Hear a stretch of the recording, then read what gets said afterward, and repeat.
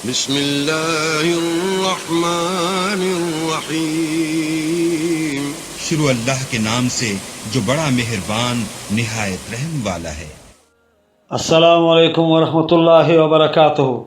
الحمدللہ رب العالمین والصلاة والسلام علی رسول اللہ، اما بعد۔ میں ہوں آصف اقبال، سول انجینئر۔ آپ اس وقت سن رہے ہیں ہمارے چینل شمع رسالت کی جانب سے واقعہ کربلا کا حقیقی پس منظر، ایپیسوڈ نمبر 2۔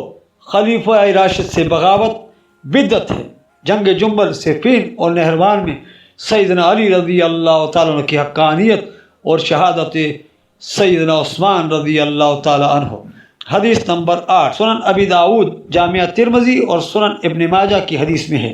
سیدنا ارباز بن ساریہ رضی اللہ تعالیٰ عنہ کا بیان ہے کہ ایک روز وفات سے کچھ ہی عرصہ قبل رسول اللہ صلی اللہ علیہ وسلم نے ہمیں نماز پڑھائی اور پھر ہماری طرف رخ انور کر کے بہت ہی اثر انگیز خطبہ ارشاد فرمایا، جس کو سن کر صحابہ کرام رضی اللہ تعالیٰ عنہ اجمعین کی آنکھیں بہہ پڑی اور دل دہل گئے۔ ایک شخص نے کہا، یا اللہ کے رسول صلی اللہ علیہ وسلم، ہمیں یوں لگتا ہے گویا کہ یہ آپ صلی اللہ علیہ وسلم کا آخری واعظ و نصیحت ہے، لہٰذا آپ صلی اللہ علیہ وسلم ہمیں کوئی وصیت فرمائیے۔ تو آپ صلی اللہ علیہ وسلم نے ارشاد فرمایا، میں تمہیں اللہ تعالیٰ سے ڈرتے رہنے اور اپنے بعد کے حکمرانوں کی بات سننے اور اطاعت کرنے کی وصیت کرتا ہوں، خواہ وہ کوئی حبشی غلام ہی کیوں نہ ہو۔ تم میں جو بھی میرے بعد زندہ رہا تو وہ بہت ہی اختلاف دیکھے گا۔ دیکھنا اس اختلاف کے وقت تم میری سنت اور راست باز اور ہدایت یافتہ خلفاء رضی اللہ تعالیٰ عنہ اجمعین کی سنت پر کاربند رہنا اور ان کو خوب مضبوطی سے تھام لینا کہ چھوٹنے نہ پائیں، اور دین میں کسی نئے کام کو جاری کرنے سے باز رہنا، کیونکہ یہ بدعت ہے اور ہر بدعت گمراہی ہے۔ سنن نسائی کی حدیث میں یہ الفاظ بھی موجود ہیں، اور ہر گمراہی اس بدعتی کو دوزخ میں لے کر جانے والی ہے۔ سنن ابی داود حدیث نمبر 4607، جامعہ ترمذی 2676، سنن ابن ماجہ حدیث نمبر 42، سنن نسائی حدیث نمبر 1579۔ قال شیخ البانی و شیخ زبیر رضی اسناد صحیح، حدیث نمبر 9۔ مسند احمد، المستدرک الحاکم اور سنن نسائی الکبریٰ کی حدیث میں ہے۔ سیدنا ابو سعید خدری رضی اللہ تعالیٰ عنہ بیان فرماتے ہیں کہ ہم رسول اللہ صلی اللہ علیہ وسلم کے انتظار میں بیٹھے ہوئے تھے کہ آپ صلی اللہ علیہ وسلم اپنی کسی اہلیہ محترمہ کے گھر سے تشریف لے آئے، پھر ہم بھی آپ صلی اللہ علیہ وسلم کے ہمراہ ہو لیے۔ اسی دوران آپ صلی اللہ علیہ وسلم کا جوتا مبارک ٹوٹ گیا تو سیدنا علی بن ابی طالب رضی اللہ تعالیٰ عنہ اس مبارک جوتے کو مرمت کرنے کی وجہ سے پیچھے رہ گئے، اور ہم رسول اللہ صلی اللہ علیہ وسلم کے ہمراہ چلتے رہے، یہاں تک کہ آپ صلی اللہ علیہ وسلم سیدنا علی رضی اللہ تعالیٰ عنہ کے انتظار میں رک گئے اور ہم بھی ٹھہر گئے۔ وہاں آپ صلی اللہ علیہ وسلم نے ارشاد فرمایا، تم میں ایک ایسا خوش نصیب شخص بھی ہے کہ جو قرآن حکیم کی تفسیر کی خاطر مسلمانوں سے قتال کرے گا، جیسا کہ مجھے قرآن حکیم کی تنزیل حقانیت کی خاطر کفار سے قتال کرنا پڑا۔ یہ سن کر ہم سب شوق سے آپ صلی اللہ علیہ وسلم کی طرف متوجہ ہوئے، اس امید سے شاید کہ میں ہی وہ خوش نصیب شخص ہوں۔ اور اس وقت ہمارے درمیان سیدنا ابوبکر صدیق، سیدنا عمر فاروق بھی موجود تھے۔ سیدنا ابوبکر رضی اللہ تعالیٰ نے عرض کی، کیا میں ہوں؟ آپ صلی اللہ علیہ وسلم نے ارشاد فرمایا، نہیں۔ سیدنا عمر رضی اللہ تعالیٰ عنہ نے عرض کیا، کیا میں ہوں؟ آپ صلی اللہ علیہ وسلم نے ارشاد فرمایا، نہیں، تم میں سے کوئی بھی ایسا شخص نہیں، بلکہ وہ خوش نصیب تو میرے جوتے گانٹنے والا شخص ہے، یعنی سیدنا علی بن ابی طالب رضی اللہ تعالیٰ عنہ۔ چنانچہ ہم سب سیدنا علی رضی اللہ تعالیٰ کے پاس آئے تاکہ انہیں یہ بشارت دیں۔ سیدنا ابو سعید خدری رضی اللہ تعالیٰ عنہ فرماتے ہیں، وہ بشارت سننے کے بعد سیدنا علی رضی اللہ تعالیٰ عنہ کا رد عمل ایسا تھا گویا کہ وہ پہلے ہی سے اس بشارت کو جانتے تھے۔ مسند احمد حدیث نمبر 11309، جلد نمبر 5 صفحہ نمبر 103 اور 11795، جلد نمبر 5 صفحہ نمبر 247۔ قال شیخ شعیب ارنوت اسناد صحیح، المستدرک الحاکم 4621۔ قال الامام حاکم والامام ذہبی اسناد صحیح، سنن نسائی الکبریٰ حدیث نمبر 8457۔ قال الشیخ غلام مصطفیٰ فی خصائص علی اسناد صحیح، حدیث نمبر 10۔ صحیح بخاری کی حدیث میں ہے، سیدنا علقمہ تابعی رحمہ اللہ کا بیان ہے، وہ ملک کے شام گئے تو وہاں مسجد میں داخل ہو کر دعا کی کہ اللہ مجھے یہاں کوئی نیک ہم نشین عطا فرما۔ چنانچہ دعا کی قبولیت ہوئی اور ان کو سیدنا ابو درداء رضی اللہ تعالیٰ کی صحبت نصیب ہوئی۔ سیدنا ابو درداء رضی اللہ تعالیٰ نے علقمہ تابعی سے پوچھا کہ تم کس علاقے سے ہو؟ میں نے عرض کی کہ شہر کوفہ سے آیا ہوں۔ انہوں نے فرمایا کیا تم میں سیدنا عبداللہ بن مسعود رضی اللہ تعالیٰ موجود نہیں ہیں جو سفر و حضر میں رسول اللہ صلی اللہ علیہ وسلم کی جوتیاں اور مبارک سامان اٹھایا کرتے تھے؟ میں نے عرض کیا جی ہاں۔ پھر فرمایا کیا تم میں سیدنا حذیفہ رضی اللہ تعالیٰ موجود نہیں ہیں کہ جنہیں رسول اللہ صلی اللہ علیہ وسلم کے خاص راز معلوم ہیں جنہیں ان کے سوا کوئی اور نہیں جانتا؟ میں نے عرض کیا جی ہاں۔ پھر فرمایا کیا تم اہل کوفہ میں سیدنا عمار بن یاسر رضی اللہ تعالیٰ عنہ جیسی شخصیت موجود نہیں جنہیں اللہ تعالیٰ نے رسول اللہ صلی اللہ علیہ وسلم کی مبارک زبان کے ذریعے شیطان سے پناہ عطا فرمائی ہے؟ میں نے عرض کیا جی ہاں۔ یعنی سیدنا ابو درداء رضی اللہ تعالیٰ نے علقمہ تابعی کو نصیحت فرمائی کوفہ میں اتنے کبار اصحاب رسول صلی اللہ علیہ وسلم کے ہوتے ہوئے شام کا سفر اختیار کرنے کی ضرورت نہیں۔ صحیح بخاری حدیث نمبر 3743، حدیث نمبر 11 صحیح بخاری کی حدیث میں ہے۔ سیدنا ابو مریم اسدی تابعی رحمہ اللہ کا بیان ہے کہ جب سیدنا طلحہ رضی اللہ تعالیٰ عنہ، سیدنا زبیر رضی اللہ تعالیٰ عنہ اور ام المومنین سیدہ عائشہ رضی اللہ تعالیٰ عنہ بصرہ کی طرف جنگ جمل کے لیے روانہ ہوئے، سیدنا علی رضی اللہ تعالیٰ عنہ نے سیدنا عمار بن یاسر رضی اللہ تعالیٰ عنہ اور اپنے بیٹے سیدنا حسن رضی اللہ تعالیٰ عنہ کو ہمارے پاس کوفہ روانہ فرمایا تاکہ وہاں سے فوجی مدد حاصل کر سکیں۔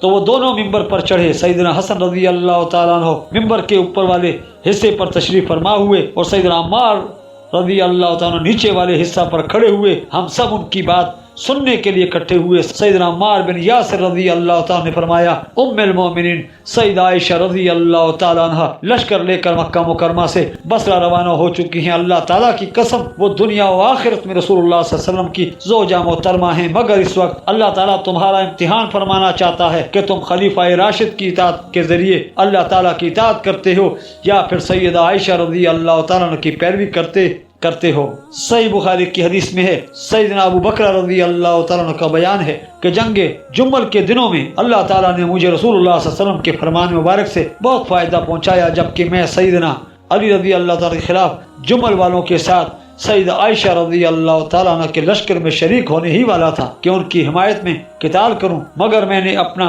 ارادہ ترک کر دیا کیونکہ مجھے یاد آ گیا کہ رسول اکرم صلی اللہ علیہ وسلم نے ارشاد فرمایا تھا وہ قوم کبھی بھی فلاح کامیابی حاصل نہیں کر سکتی جو اپنا سربراہ کسی عورت کو بنا لے۔ صحیح بخاری حدیث نمبر 7100 اور حدیث نمبر 4425۔ مسند احمد کی حدیث میں ہے، حدیث نمبر 12 مسند احمد کی حدیث میں ہے۔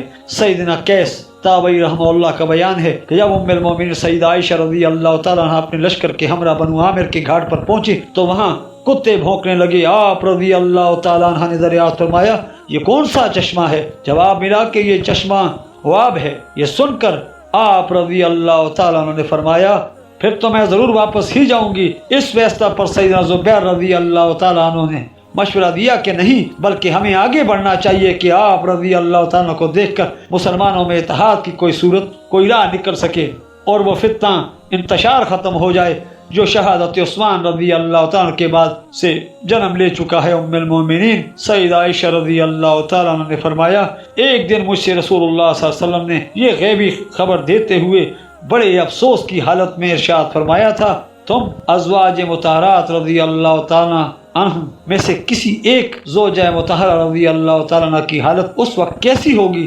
جبکہ اس پر مقام حواب کے کتے بھونکیں گے۔ مسند احمد مجموع الزوائر کی حدیث میں ہے۔ سیدنا ابو رافع رضی اللہ تعالیٰ عنہ کا بیان ہے کہ رسول اللہ صلی اللہ علیہ وسلم نے سیدنا علی بن ابی طالب رضی اللہ تعالیٰ عنہ سے فرمایا یاد رکھنا اے علی ان قریب تمہارے اور عائشہ رضی اللہ تعالیٰ کے درمیان ایک رنجش والا معاملہ ہوگا۔ سیدنا علی رضی اللہ تعالیٰ نے پوچھا کیا میرے ساتھ آپ صلی اللہ علیہ وسلم نے فرمایا ہاں۔ سیدنا علی رضی اللہ تعالیٰ نے عرض کیا یا رسول اللہ صلی اللہ علیہ وسلم پھر تو میں بدبخت ہوں گا۔ آپ صلی اللہ علیہ وسلم نے ارشاد فرمایا تمہیں بلکہ جب ایسا ہوگا تو تم اس عائشہ رضی اللہ تعالیٰ کو اس کی پناہگاہ تک پہنچا دینا۔ مجموع الزوائد کی حدیث میں ہے۔ سیدنا عبداللہ بن عباس رضی اللہ تعالیٰ کا بیان ہے کہ رسول اللہ صلی اللہ علیہ وسلم نے اپنی ازواج مطہرات رضی اللہ عنہم سے ارشاد فرمایا کاش مجھے معلوم ہو جاتا کہ تم میں سے میری کون سی بیوی ایک ایسے اونٹ پر سوار ہوگی کہ جس اونٹ کے چہرے پر بہت زیادہ بال ہوں گے، وہ آپ کے کتے نکلیں گے اور اس کے دائیں بائیں بہت زیادہ قتل و غارت ہوگی اور پھر وہ بال بچ جائے گی۔ محدث اعظم سعودی عرب شیخ محمد ناصر الدین البانی رحمہ اللہ المتوفى 1420 ہجری اسی حدیث کے تحت لکھتے ہیں اس معاملہ میں زیادہ سے زیادہ یہ اعتراض کیا جا سکتا ہے کہ ام المومنین سیدہ عائشہ رضی اللہ تعالیٰ کو جب ہوا مقام کے بارے میں معلوم ہو گیا تو انہیں تو واپس چلے جانا چاہیے تھا، لیکن احادیث میں آیا ہے کہ وہ واپس نہیں گئی۔ یہ بات تو ام المومنین رضی اللہ تعالیٰ کی شان کو زیبا نہیں تھی۔ اس علمی سوال پر ہمارا جواب یہ ہے کہ ضروری نہیں کہ صحابہ کرام رضی اللہ تعالیٰ عنہم میں کمال والی ہر صفت ہی پائی جاتی ہو۔ یاد رکھیں لغزش اور غلطی سے پاک صرف اللہ تعالیٰ کی ذات ہے۔ کسی سنی مسلمان کے لیے جائز نہیں کہ وہ اپنی قابل احترام ہستیوں کے بارے میں اتنا غلو کرے کہ انہیں شیعہ کی طرح معصوم اماموں کی صفت میں لا کھڑا کرے، یعنی عصمت صحابہ کا عقیدہ بھی ویسا ہی باطل عقیدہ ہے جیسا کہ شیعہ کا عصمت ائمہ کا عقیدہ باطل ہے۔ ہمیں اس میں شک نہیں کہ ام المومنین رضی اللہ تعالی عنہا کا یہ خروج اصل میں خطا پر ہی مبنی تھا، اس لیے جب ان کو مقام حواب کے بارہ میں رسول اللہ صلی اللہ علیہ وسلم کی پیشن گوئی کے پورے ہونے کا معلوم ہوا تو انہوں نے واپسی کا ارادہ بھی کر لیا تھا، لیکن سیدنا زبیر رضی اللہ تعالیٰ عنہ نے انہیں یہ کہہ کر واپسی کا ارادہ ترک کرنے پر قائل کر لیا کہ شاید آپ رضی اللہ تعالیٰ کی وجہ سے اللہ تعالیٰ مسلمانوں میں صلح کی کوئی صورت نکال دے گا۔ اس میں بھی کوئی شک نہیں کہ سیدنا زبیر رضی اللہ تعالیٰ عنہ بھی اپنے اس اجتہاد میں خطا پر تھے۔ عقل بھی اس بات کا تقاضا کرتی ہے ان دونوں گروہوں میں سے کسی ایک کو ضرور خطا پر قرار دیا جائے کہ جس کی وجہ سے مسلمانوں کے مابین سینکڑوں ہزاروں لوگوں کا خون ہوا، اور بے شک ام المومنین سیدہ عائشہ رضی اللہ تعالیٰ اجتہاد ہی اس جنگ جمل والے معاملہ میں خطا پر مبنی تھا۔ اس کے بہت سی اسباب اور واضح دلائل موجود ہیں، اور اس کی ایک دلیل تو ان کا اپنے اس خروج پر نادم ہونا ہی ہے، اور یہی ندامت ان کے فضل و کمال کو زیبا بھی ہے۔ ان کی یہ خطا اجتہادی خطاؤں میں سے ایک خطا تھی جو کہ نہ صرف معاف کر دی جاتی ہے بلکہ اس پر ایک اجر بھی ملتا ہے۔ صحیح بخاری کی حدیث میں ہے، سیدنا عروہ بن زبیر تابعی رحمہ اللہ کا بیان ہے کہ سیدنا عائشہ رضی اللہ تعالیٰ عنہ نے اپنے بھانجے سیدنا عبداللہ بن زبیر رضی اللہ تعالیٰ کو وصیت فرمائی کہ مجھے ان ہستیوں رسول اللہ صلی اللہ علیہ وسلم اور سیدنا ابوبکر رضی اللہ تعالیٰ عنہ اور سیدنا عمر رضی اللہ تعالیٰ عنہ کے ساتھ دفن نہ کرنا، بلکہ مجھے میری سوکنوں ازواج مطہرات رضی اللہ عنہم کے ساتھ بقیع غرقد میں دفنانا۔ میں ان تینوں ہستیوں کے ذریعے اپنی شان نہیں بڑھانا چاہتی۔ المصنف ابن ابی شیبہ کی حدیث میں ہے، سیدنا قیس تابعی رحمہ اللہ کا بیان ہے، جب ام المومنین سیدہ عائشہ رضی اللہ تعالیٰ کا آخری وقت قریب آیا تو آپ رضی اللہ تعالیٰ نے فرمایا مجھے رسول اللہ صلی اللہ علیہ وسلم کی ازواج مطہرات رضی اللہ تعالیٰ عنہ کے ساتھ دفن کرنا، کیونکہ مجھ سے رسول اللہ صلی اللہ علیہ وسلم کی وفات کے بعد ایک نیا کام سرزد ہو گیا۔ محدث اعظم سعودی عرب شیخ البانی رحمۃ اللہ اس حدیث کے تحت لکھتے ہیں، اس نئے کام سے آپ رضی اللہ تعالیٰ کی مراد جنگ جمل میں شرکت کرنا تھا، کیونکہ بعد میں آپ رضی اللہ تعالیٰ اس سفر پر بہت شرمندہ تھیں اور اپنے عمل پر توبہ بھی کی، لیکن انہوں نے یہ کام بھی نیک نیتی ہی سے کیا تھا۔ بالکل اسی طرح سیدنا طلحہ رضی اللہ تعالیٰ عنہ، سیدنا زبیر رضی اللہ تعالیٰ عنہ اور دیگر کبار صحابہ اکرام رضی اللہ تعالیٰ اجمعین نے بھی نیک نیتی کے ساتھ بھلائی کی امید پر اصلاح کی غرض سے اس سفر میں شرکت کی تھی۔ مسند احمد حدیث نمبر 24758 جلد نمبر 11 صفحہ نمبر 67 اور حدیث نمبر 25161 جلد نمبر 11 صفحہ نمبر 184۔ سلسلہ حدیث و سیاح 474 قال شیخ البانی و شیخ ارنوت اسناد الصحیح مسند احمد 27440 جلد نمبر 12 صفحہ نمبر 269 مجمع الزوائر 12024 جلد نمبر 7 صفحہ نمبر 163 قال الامام الروا مسند احمد والبزار و طبرانی برجاء سکات مجمع الزوائر حدیث نمبر 12026 جلد نمبر 7 صفحہ نمبر 163 قال الامام الحسمی روا مسند بازار و رجال سکات قال الشیخ غلام مصطفیٰ ظہیر فی سنہ 70 اسناد الصحیح۔ صحیح بخاری حدیث نمبر 1391 المصنف ابن ابی شیبہ 38927 قال شیخ البانی اسناد الصحیح سلسلہ حدیث الصحیح 474 قال الشیخ البانی اسناد الصحیح حدیث نمبر 13 المستدرک الحاکم کی حدیث میں ہے، سیدنا قیس بن حازم تابعی رحمہ اللہ کا بیان ہے، میں نے مروان بن حکم جو جنگ جمل میں بنو امیہ کی طرف سے لوگوں کو سیدنا علی بن ابی طالب کے خلاف بھڑکانے والوں کا سرغنہ تھا کو جنگ جمل کے اس دن سیدنا طلحہ رضی اللہ تعالیٰ پر ہی تیر چلاتے ہوئے دیکھا تھا جو ان کے گھٹنے میں لگا اور وہ اسی زخمی حالت میں مسلسل تسبیح کہتے رہے یہاں تک کہ شہید ہو گئے۔ المصنف ابن ابی شیبہ اور فضائل صحابہ کی حدیث میں ہے، سیدنا علی بن ابی طالب رضی اللہ تعالی عنہ فرمایا کرتے تھے، مجھے اللہ تعالیٰ سے کبھی امید ہے کہ میں سیدنا عثمان بن عفان رضی اللہ تعالیٰ عنہ، سیدنا طلحہ رضی اللہ تعالیٰ عنہ اور سیدنا زبیر رضی اللہ تعالیٰ عنہ ان لوگوں میں سے ہوں گے جن کے متعلق اللہ تعالیٰ نے قرآن حکیم میں ارشاد فرمایا ہے، اور ہم ان ایمان والوں کے سینوں میں سے ہر قسم کا کینہ کھینچ نکالیں گے اور وہ بھائیوں کی طرح جنت کے تختوں پر آمنے سامنے بیٹھے ہوں گے۔ سورہ الحجرات آیت نمبر 47۔ المستدرک حاکم 5591۔ قال الامام الحاکم والامام الذہبی اسناد الصحیح۔ المصنف ابن ابی شیبہ فضائل صحابہ۔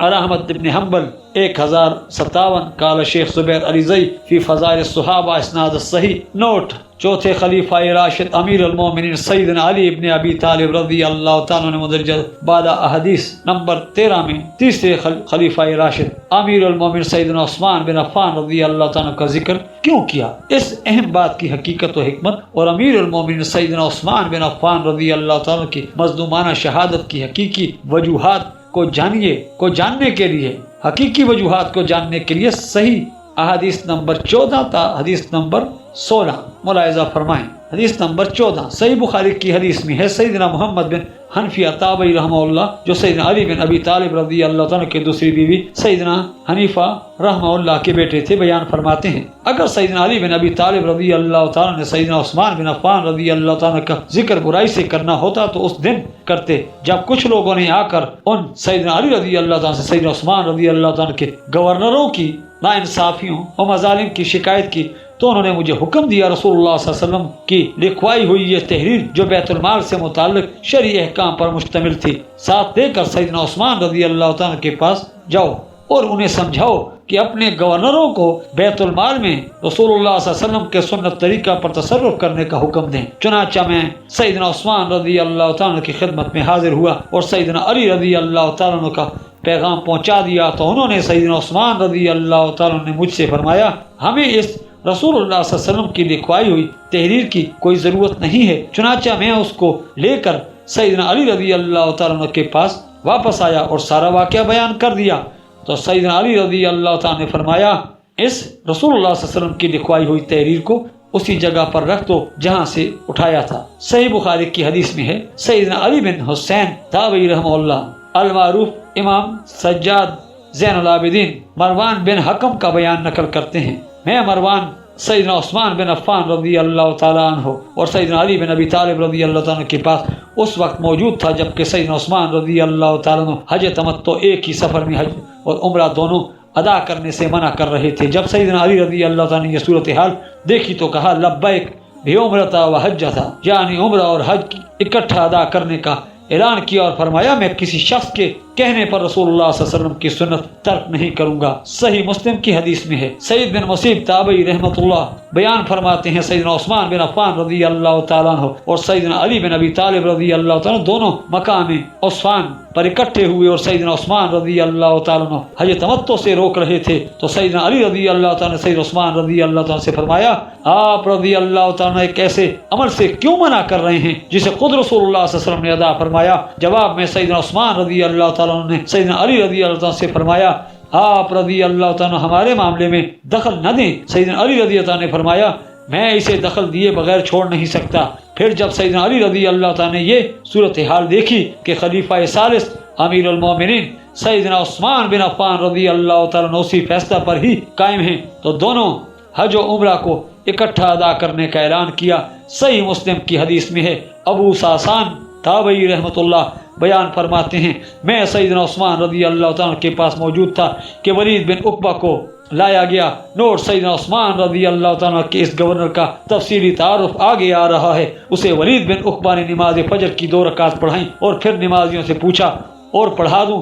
چنانچہ 2 اشخاص نے گواہی دی جن میں سے ایک حمران تھا کہ اس ولید نے شراب پی ہوئی ہے اور ایک آدمی نے گواہی دی کہ میں نے اس ولید کو کیا کرتے ہوئے دیکھا ہے تو سیدنا عثمان رضی اللہ تعالیٰ نے فرمایا اس نے شراب پی ہے اس لیے تو کیا کی ہے۔ پھر فرمایا علی رضی اللہ تعالیٰ اٹھیں اور اسے شراب نوشی کی حد کوڑے لگائیں۔ سیدنا علی رضی اللہ تعالیٰ نے اپنے بیٹے سے فرمایا اے حسن رضی اللہ تعالیٰ اٹھو اور اسے کوڑے لگاؤ۔ حسن ابن علی رضی اللہ تعالیٰ نے عرض کیا جنہوں نے اس شخص کے اقتدار کا مزہ لیا ہے وہی یعنی سیدنا عثمان رضی اللہ تعالیٰ اس کی تلخی بھی برداشت کریں۔ نوٹ ذرا اصل سیدنا حسن ابن علی رضی اللہ تعالیٰ کو ولید بن عقبہ جیسے بد کردار شخص کو گورنری کے عہدے پر فائز کرنے پر شدید غصہ بھی تھا، اور وہ بنو امیہ اور بنو ہاشم کے درمیان ہونے والے ممکنہ قبائلی تعصب سے بھی اجتناب کرنا چاہتے تھے۔ پھر سیدنا علی رضی اللہ تعالیٰ نے فرمایا، اے عبداللہ ابن جعفر تم اٹھو اور اسے کوڑے لگاؤ۔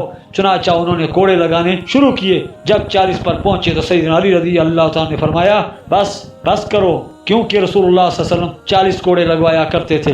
سیدنا ابوبکر رضی اللہ تعالیٰ بھی 40 لگواتے تھے، اور جبکہ سیدنا عمر رضی اللہ تعالیٰ نے 80 کوڑے بھی لگوائے تھے، اور یہ سب عمل سنت ہی ہیں، مگر یہ 40 والا اعداد رسول اللہ صلی اللہ علیہ وسلم کی سنت ہونے کے باعث زیادہ پسند ہے۔ صحیح بخاری حدیث نمبر 3111، 3112، 1563۔ صحیح مسلم حدیث نمبر 2964 اور 4457۔ نوٹ، ولید بن عقبہ سیدنا عثمان رضی اللہ تعالیٰ کا سوتیلا بھائی اور ان کی طرف سے کوفہ کا گورنر تھا۔ اس کی غیر اخلاقی حرکتوں اور اسی طرح سیدنا عثمان رضی اللہ تعالیٰ کی جانب سے تالیف قلب کے لیے لگائے گئے بنو امیہ ہی کے چند رشتہ دار گورنروں کے افعال کی وجہ سے بعض صحابہ کرام رضی اللہ تعالیٰ عنہم خلیفہ ثالث امیر المومنین سیدنا عثمان رضی اللہ تعالیٰ بن عفان سے ناراض تھے، اور بالآخر یہی معاملات سیدنا عثمان رضی اللہ تعالیٰ عنہ کی مظلومانہ شہادت کا سبب بھی بنے۔ شہادت عثمان رضی اللہ تعالیٰ کو عبداللہ ابن سبا یہودی ملعون کے ایک بالکل الگ تھلگ فتنے سے جوڑ دینا دراصل صحیح الاسناد احادیث اور مستند تاریخ سے ناواقفیت اور فرقہ وارانہ کتمان حق کا نتیجہ ہے۔ چنانچہ اسی زمن میں محدث اعظم پاک و ہند شیخ حافظ زبیر علیزئی رحمۃ اللہ المتوفہ 1435 ہجری نے سنی اور شیعہ دونوں کی مستند کتابوں سے ثابت کیا ہے کہ عبداللہ ابن سبا یہودی ملعون دونوں ہی مکاتب فکر کے ہاں نہ صرف ایک منافق شخص کے طور پر جانا جاتا ہے، بلکہ یہاں تک مذکور ہے کہ اسے چوتھے خلیفہ راشد امیر المومنین سیدنا علی بن ابی طالب رضی اللہ تعالی عنہ نے اپنے دور خلافت میں اس کے خلاف توحید گمراہ کن عقائد اور سیدنا مولا علی ابن ابی طالب رضی اللہ تعالیٰ عنہ کی شان میں غلو پر مبنی نظریات پھیلانے کے سنگین جرم کی پاداش میں قتل کروا کے آگ میں ڈال کر جلوہ بھی دیا تھا۔ فتاوی علمیہ المعروف توضیح الاحکام لحافظ شیخ زبیر علیزئی جلد نمبر 1 اور صفحہ نمبر 153 تا 159۔ حدیث نمبر 15 سنن نسائی کی حدیث میں ہے، سیدنا سعد بن ابی وقاص رضی اللہ تعالیٰ عنہ بیان کرتے ہیں کہ فتح مکہ کے دن رسول اللہ صلی اللہ علیہ وسلم نے سب لوگوں کو امان دے دی، یعنی جان بخشی کا اعلان فرمایا، مگر 4 مردوں اور 2 عورتوں کے متعلق حکم فرمایا انہیں قتل کر دو، خواہ یہ کعبہ کے پردوں سے کیوں نہ چپتے ہوں، یعنی جان بچانے کے لیے کعبہ کی حرمت کا سہارا لے تب بھی قتل کر دو، کیونکہ ان چاروں کے جرائم ناقابل معافی تھے۔ ان چاروں میں اکرمہ بن ابی جہل، عبداللہ بن حذل اور مقیس بن سباوہ اور عبداللہ بن سعد بن ابی سرا شامل تھے۔ چنانچہ عبداللہ بن حذل کعبہ کے پردوں سے چمٹی ہوئی حالت میں پکڑا گیا تو اس کی طرف سے سیدنا سعید بن حریث رضی اللہ تعالیٰ عنہ اور سیدنا عمار بن یاسر رضی اللہ تعالیٰ عنہ دونوں لپکے، مگر سیدنا عمار رضی اللہ تعالیٰ عنہ جوان آدمی تھے اس لیے پہلے جا پہنچے اور اسے مار ڈالا۔ اسی طرح مقیس بن سبابہ بازار میں لوگوں کے ہتھے چڑھ گیا اور وہیں مارا گیا۔ البتہ اکرمہ بن ابی جہل فرار ہو کر بحری جہاز پر سوار ہو گیا۔ سمندری سفر کے دوران طوفان نے آ لیا تو سب کہنے لگے اب تو صرف اللہ تعالیٰ سے مدد مانگو، یہاں تمہارے جھوٹے معبود کچھ کام نہ آئیں گے۔ چنانچہ اکرمہ نے دل میں دعا کرتے ہوئے عرض کیا، اللہ تعالیٰ کی قسم اگر صرف اللہ تعالیٰ ہی مجھے سمندری آفات سے نجات دلا سکتا ہے تو خشکی میں بھی وہی نجات دہندہ ہے۔ ہے اللہ تعالیٰ میرا تجھ سے پکا عہد ہے، اگر تو نے مجھے اس طوفان سے بچا لیا تو سیدھا جا کر تیرے نبی حضرت محمد صلی اللہ علیہ وسلم کی خدمت میں حاضر ہوں گا اور ان کے ہاتھوں میں ہاتھ دے دوں گا، یعنی اسلام قبول کر لوں گا۔ یقیناً وہ بہت معاف کرنے والا اور وسیع اور ظرف شخصیت کے مالک ہیں۔ چنانچہ جب اسے نجات ملی تو وہ آیا اور آپ صلی اللہ علیہ وسلم کے ہاتھ پر اسلام قبول کر لیا۔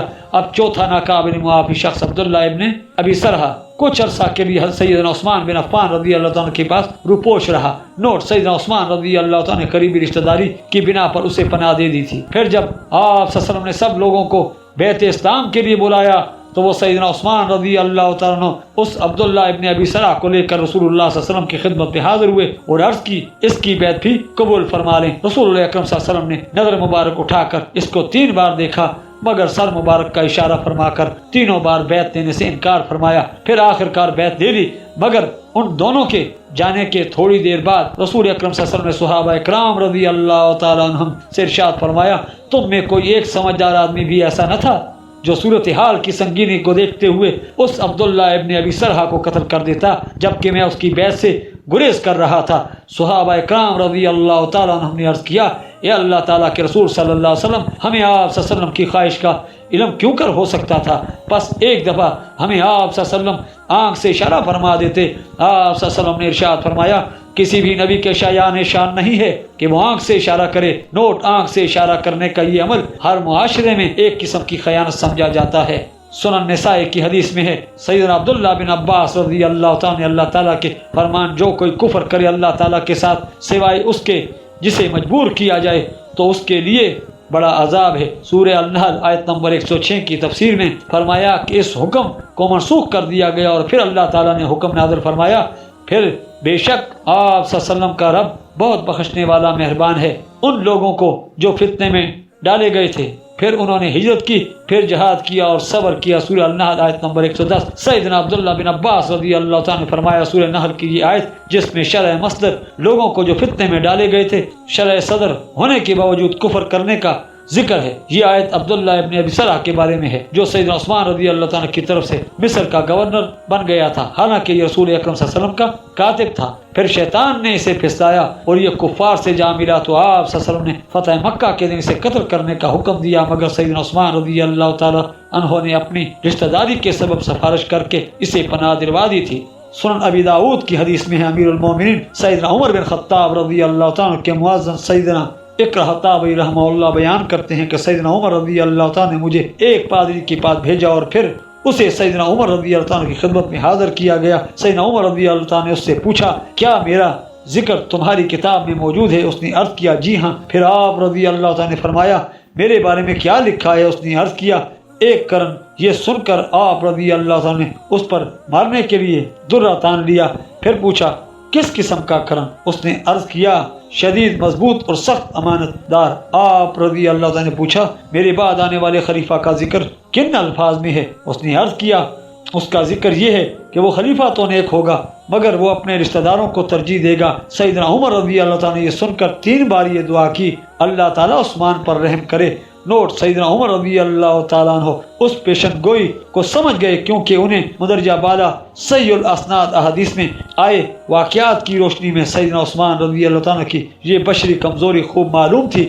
سیدنا عمر رضی اللہ تعالیٰ نے پھر سوال کیا، اس سیدنا عثمان کے بعد آنے والے کا کیا ذکر ہے؟ اس نے عرض کیا، وہ تو لوہے میں ہی لپٹا رہے گا، یعنی جنگوں میں مصروف رہے گا۔ یہ سن کر سیدنا عمر رضی اللہ تعالیٰ نے اپنا ہاتھ اس کے سر پر رکھا اور فرمایا، اے نالائق، اے نالائق، یہ کیا کہہ رہا ہے؟ اس نے عرض کیا، اے امیر المومنین، بے شک وہ یعنی سیدنا علی رضی اللہ تعالیٰ عنہ ایک نیک سیرت خلیفہ ہوگا، لیکن اس کے خلیفہ بنائے جانے کے وقت تلوار نیام سے نکالی جا چکی ہوگی اور خون بہایا جا رہا ہوگا، یعنی مسلمانوں میں باہمی خانہ جنگی شروع ہو چکی ہوگی۔ جامعہ ترمذی کی حدیث میں ہے، سیدنا ابو بکرہ رضی اللہ تعالیٰ عنہ کا بیان ہے کہ رسول اللہ صلی اللہ علیہ وسلم نے ایک دن صحابہ اکرام رضی اللہ عنہم سے پوچھا، کیا تم میں سے کسی نے کوئی خواب دیکھا ہے؟ ایک شخص نے عرض کیا، جی ہاں، میں نے یہ دیکھا ہے کہ آسمان سے ایک ترازو اترا ہے جس میں آپ صلی اللہ علیہ وسلم اور سیدنا ابوبکر رضی اللہ تعالیٰ کو تولا گیا تو آپ صلی اللہ علیہ وسلم بھاری نکلے، اور پھر سیدنا عمر رضی اللہ تعالیٰ عنہ اور سیدنا ابوبکر رضی اللہ تعالیٰ کو آپس میں تولا گیا تو سیدنا ابوبکر رضی اللہ تعالیٰ بھاری ثابت ہوئے۔ پھر سیدنا عمر رضی اللہ تعالیٰ عنہ اور سیدنا عثمان رضی اللہ تعالیٰ کا وزن کیا گیا تو سیدنا عمر رضی اللہ تعالیٰ کا وزن زیادہ نکلا، پھر وہ ترازو واپس آسمان کی طرف اٹھا لیا گیا۔ یہ سن کر ہم نے دیکھا کہ آپ صلی اللہ علیہ وسلم کے چہرہ انور پر ناگواری کے تاثرات ظاہر ہو گئے، یعنی شہادت عمر رضی اللہ تعالیٰ کے بعد معاملات میں تغیر آنے لگے گا۔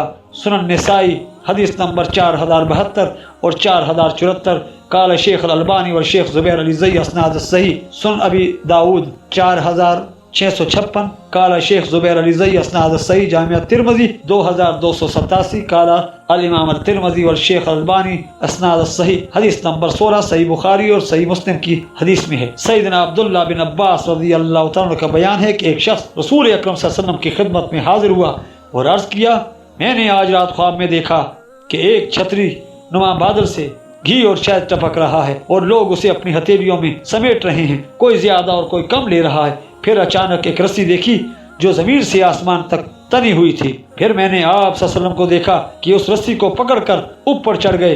پھر آپ صلی اللہ علیہ وسلم کے بعد ایک اور آدمی اس رسی کو پکڑ کر اوپر چڑھ گیا۔ پھر اس کے بعد ایک دوسرے شخص نے اس رسی کو پکڑا اور اوپر چڑھ گیا۔ پھر ایک تیسرے شخص نے اس رسی کو پکڑا تو وہ رسی ٹوٹ گئی، مگر پھر اسی رسی کو اس شخص کے لیے جوڑ دیا گیا۔ یہ خواب سن کر سیدنا ابوبکر رضی اللہ تعالیٰ عنہ نے عرض کیا، اے اللہ تعالیٰ کے رسول صلی اللہ علیہ وسلم، میرے ماں باپ آپ صلی اللہ علیہ وسلم پر قربان ہوں، مجھے اس خواب کی تعبیر بیان کرنے کی اجازت دیجیے۔ آپ صلی اللہ علیہ وسلم نے فرمایا، ٹھیک ہے، بیان کرو۔ سیدنا ابوبکر رضی اللہ تعالیٰ نے عرض کیا، بادل سے مراد اسلام ہے اور اس سے ٹپکنے والا گھی اور شہد قرآن اور اس کی شیرینی ہے، جس کو زیادہ اور کوئی تھوڑا حاصل کر رہا ہے، اور آسمان سے زمین تک لٹکنے والی رسی وہ دین حق ہے جس پر آپ صلی اللہ علیہ وسلم قائم ہیں۔ آپ صلی اللہ علیہ وسلم اسے تھامے رکھیں گے حتیٰ کہ اللہ تعالیٰ آپ صلی اللہ علیہ وسلم کو اوپر اٹھا لے گا۔ پھر آپ صلی اللہ علیہ وسلم کے بعد ایک اور شخص یعنی سیدنا ابوبکر رضی اللہ عنہ سے تھام لے گا اور پھر اس سے بھی اوپر اٹھا لیا جائے گا۔